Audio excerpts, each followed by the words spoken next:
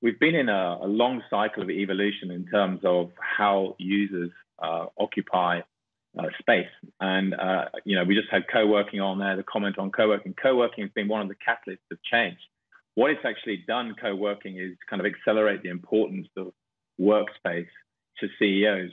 And it was just a matter of months ago that CEOs are looking at office space in terms of improved productivity and efficiency, driving, using the tools of an office to attract and retain staff, and the importance of the workspace in terms of wellness and health and mental health of their staff. And now here we are, in the middle of a COVID or a COVID crisis pandemic, and people are beginning to dismiss the importance of office space. And I think it's very, very important to understand equally the challenges of work from home, which I think everybody will agree so far that work from home has been successful. I think it's been successful because it had to be.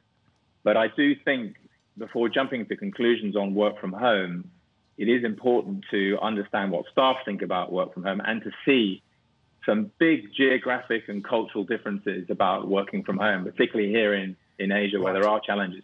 Would it be a fair description to imagine rather that the demand is going to be less for larger consolidated office space, and demand could potentially be more for decentralized, smaller off-prime office space, and perhaps even that space being fractionalized and rented out, chopped up into bits and pieces?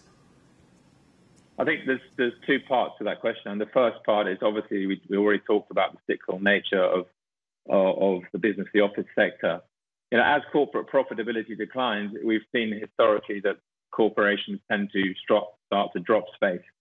Now, this dropping of space, many of these companies have long-term commitments to leases. The real estate markets, as you know, move much slower than the equity market. So they respond much slower. So the dropping of space doesn't happen in an instant. It happens over time as different corporations have different strategies. So that's kind of the normal dropping of space. We see vacancies rising, which of course puts pressure on rents and capital values. The flip side of this, obviously, the COVID debate is, there's an immediate response to COVID about what do we do about getting back to work safely and carefully and building trust. And then there's a sort of a short term of how do we run our office and social distancing, rotational strategies, reducing density.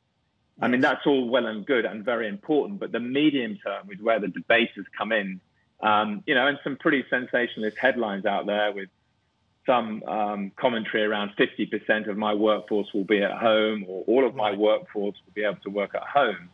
That is the bit that really is open to debate. And we've talked to some clients of ours who see the opposite. In fact, we've heard all clients talking about having to take more space because they want to drive this social distancing. So there's a big debate raging around the future, but it's really too early to draw conclusions.